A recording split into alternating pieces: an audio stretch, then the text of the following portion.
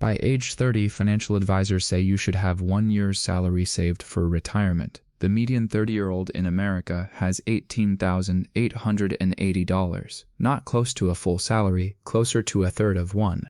Let's walk through 5 checkpoints from 30 to retirement and see exactly how far the average person falls behind and why the gap doesn't stay the same size.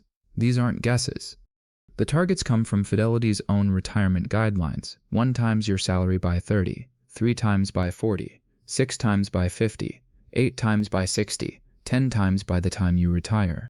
The actual numbers come from the Federal Reserve's Survey of Consumer Finances and Vanguard's 2026 data on real retirement accounts. On a median household income of $65,000, here's what those targets actually look like in dollars, and here's what people actually have. Level 1, age 30. The target is $65,000, 1 year's income saved. The median 30-year-old has $18,880. That's about 70% behind the target. At this age, it doesn't feel urgent. Retirement is 35 years away, and 35 years is a very long runway. That feeling is exactly what makes this level dangerous. The compounding clock started counting the moment your first paycheck hit, whether you noticed or not.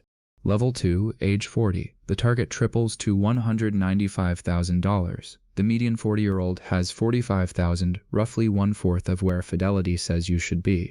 This is the decade the gap usually gets worse, not better, because it's also the decade of mortgages, kids, and the highest expenses of most people's lives. Retirement contributions are often the first thing that quietly gets paused, and the account balance simply stops moving for a few years.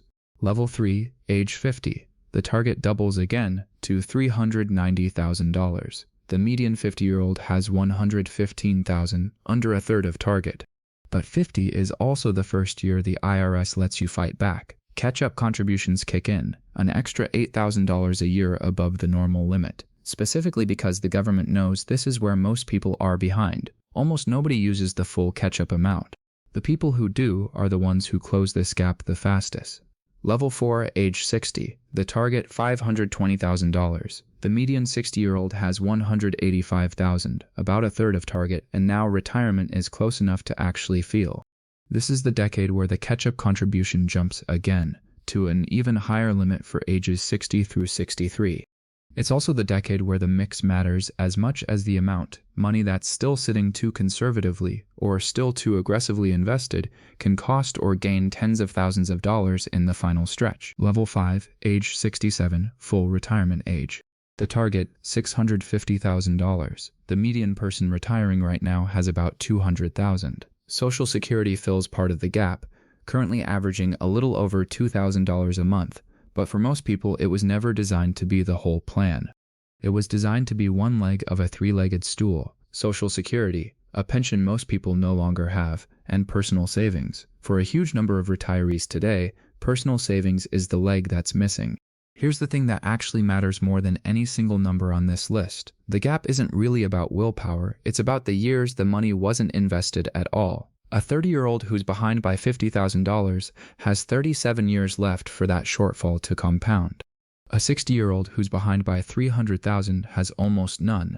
The single highest leverage move at any level isn't picking better stocks. It's capturing the full employer match, if there is one, because that's an immediate guaranteed return that nothing else on this list comes close to.